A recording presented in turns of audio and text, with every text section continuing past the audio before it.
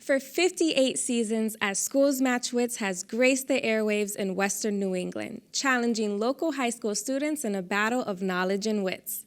WGBY is proud to have partnered with Westfield State University for over a decade to keep this tradition alive. With the new champion to be crowned this Saturday night, we wanted to share with you a behind-the-scenes look at how the series comes together each year. Producer Dave Fraser takes us to the studio at Westfield State for a look inside a Western New England television institution. Roll tapes, please. For more than half a century, some of the brightest teens in Western New England have had the opportunity to compete against their peers on a televised quiz show called As Schools Match Wits. Good evening and welcome to As Schools Match Wits, coming to you from the campus of Westfield State University. Created by Leonard Collymore and hosted for many years by Phil Shepardson, the program debuted on WWLP Channel 22 in 1961. Since then, it has been a treasured regional institution airing on Saturday nights.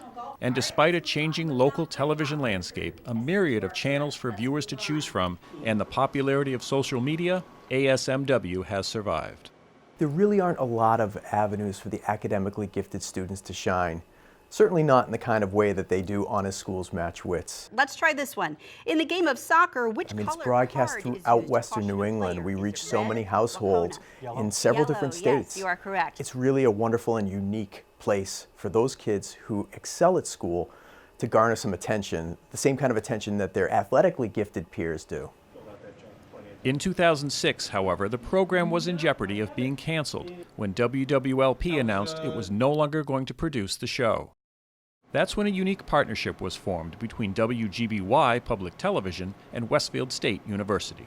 I learned about the cancellation of As Schools Match Wits reading my local newspaper over coffee one morning, and I called Mark here at the studio and said, hey, I have a crazy idea. And then we heard that WGBY was also considering some kind of a high school game show type of a thing along the lines of As Schools Match Wits. It didn't take long for us to connect those two processes. We went over to WGBY and sat in on a meeting and came up with what I think has been a great partnership. This month, the program will wrap up its 58th season of delivering the classic high school quiz show format and introducing a new generation of young students to one of the few public competitions that stresses knowledge over physical ability. This show is just so iconic, and who wouldn't want the opportunity to be a part of history? Beth Ward has hosted ASMW since 2008, juggling this with her full-time job as a news anchor at Western Mass News. What I'm doing is sort of host slash traffic cop slash making people, hopefully, our teams feel at ease. You know, it's my job to just keep things rolling. Each answer will contain the word would, spelled W-O-O-D, somewhere in it. You have 90 seconds starting right now. 2019 will mark the 50th anniversary of this historic music festival, Mount Greylock. Woodstock. Yes. Wizard of Oz characters. Each program is taped in the studios at Westfield State University. Students in the Department of Communications have the opportunity to work on the crew as camera operators, floor directors, or assisting in the control room. The days are long. I don't think people realize that we tape shows back to back to back on weekends, sometimes 5, 6, 7 shows at a time, and these kids are there from 7:30 in the morning until we leave, sometimes at 5, 6, 7 o'clock at night. And their dedication really is unmatched. It was a little intimidating because it was, my first time ever really being in that situation. This is the field that I'm most interested in and, something that I would like to do as a career. So it was also really exciting. Since I'm a communications major, being in this environment and being able to work on this show gives me the experience that I need, to continue in this field after. Thank you. Start with mic 1, please. Roll tapes. The program's director, Eric Jones, is a graduate of Westfield State. He interned on the production team when he was a student and now has a job managing the studios at AT&T in New York City, but still finds time to return to campus each year for the production. I choose to come back as not only does it give back to the community, but it gives back to my alma mater. Having a Schools Match Wits produced on the campus of Westfield State is a great value to the students because it allows them to work on a broadcast television program without leaving the campus. Hi, everybody. Approximately 50 schools compete each year, with winners advancing to the next round, culminating with a championship in June.